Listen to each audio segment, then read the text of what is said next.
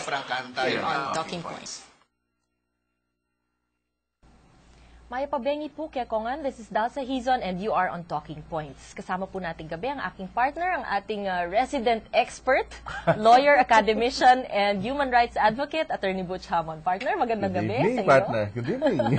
Alright, it's good to see you again. Yes, and tonight, ang ating topic ay alternatibong kandidato, dala nga ba'y pagbabago. Yan po ang ating topic. Kasi partner, diba, in the previous weeks, talagang mapapansin natin na pinag-uusapan natin palagi time and again na kailangan natin ng alternatibong kandidato dito sa probinsya ng ating Pampanga. Kasi partner, di ba, napag-usapan yung mga naimbitahan natin ng mga previous episodes. Di ba, palagi tinatanong yung issue tungkol sa traditional politicians, di ba? Yung tungkol dun sa mga dynasties, yung mga ganon. So, yung mga kabataan lalo na, di ba, tinatanong natin. So, ano yung gusto nilang makita namang pagbabago? Oo. Kung kaya laging nagka-crop up yung question, yung wala na bang ibang maaaring tumakbo pa? Ayan. At ngayon nga, lumalabas 6 ang tumatakbo. Tama ba? 6 ang tumatakbo for governor dito po sa Pampanga. Ay, no. Apat. Sorry, apat, no?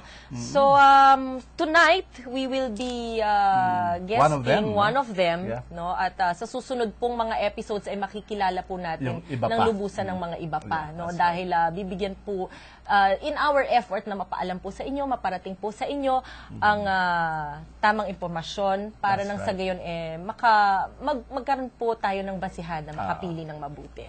Siyempre dapat yung makilala talaga nila, no? Itong mga taong ihahalal nila sa Mayo 14, hindi po ba? Opo. Lalong-lalo na Lenten season ngayon, partner. At least mapag-iisipan po nating mabuti, mapag-meditate natin kung sino talaga ang dapat iboto. Magbubulay-bulay. Magninilay-nilay.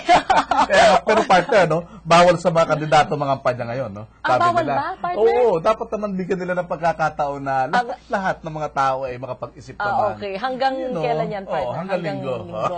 Okay. Hanggang Sabado. Hanggang Sabado. Yeah, tama, pero diba? of course, Easter pa rin partner, di ba? Dapat lang talaga ang focus mo ay ang Panginoon, siyempre. The resurrection of the risen Lord.